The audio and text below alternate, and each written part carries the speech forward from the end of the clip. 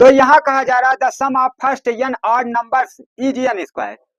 यदि हम जो है n ऑड नंबर्स मतलब n की जगह पर आप मान लीजिए कि n इक्वल टू, चलिए कोई नंबर ले लेते हैं, n बराबर 5, मतलब 5 ऑड नंबर का स्क्वायर, यदि 5 ऑड नंबर को ऐड करते हैं तो उस 5 का स्क्वायर हो जाएगा, 5 ऑड नंबर का स्क्वायर।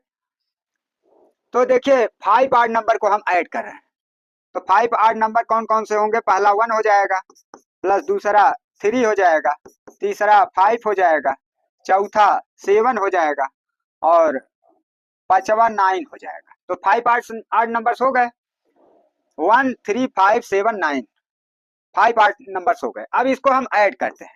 ऐड करने के लिए देखिए सिंपल सिस्टम आप अपनाइए जहां जीरोज उत्पन्न हो 10 के रूप में फाइंड हो जाए।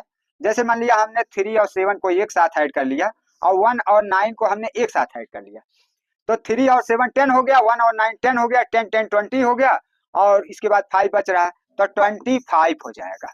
अब यह 25 किसका स्क्वायर है? 5 का स्क्वायर है। तो यदि n इक्वल टू 5, यदि n ऑड नंबर्स हैं तो उसका ऐड जो है उस n का स्क्वायर अर्थात 5 का स्क्वायर फाइंड हो गया, यह n का स्क्वायर हो गया। n स्क्वायर अगर लिखेंगे तो n का वैल्यू क्या है? 5 है, तो 5 का स्क्वायर हो जा रहा है। तो यहाँ देखिए कहा गया है कि the sum of first n odd numbers, यदि n ऑड नंबर्स को ऐड किया जाएगा तो उसका एडिशन जो प्राप्त होगा वह क्या होगा? n स्क्वायर होगा।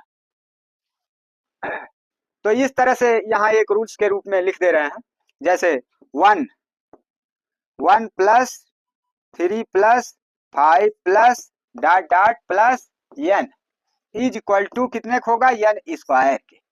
तो अब आप आसानी से फाइंड कर सकते हैं इस रूल्स के माध्यम से कि अगर n ऑड नंबर्स का एडिशन किया जाएगा तो n स्क्वायर आ जाएगा।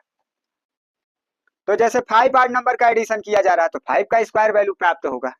अब जैसे इसमें इसी तरह से 1 3 5 7 9 11 13 15 इस तरह से लास्ट जो n का वैल्यू प्राप्त हो, तो इस तरह से जितने नंबर्स होंगे ऑड नंबर्स उसका स्क्वायर करेंगे और जो है इसका n ऑड नंबर्स का एडिशन फाइंड हो जाएगा।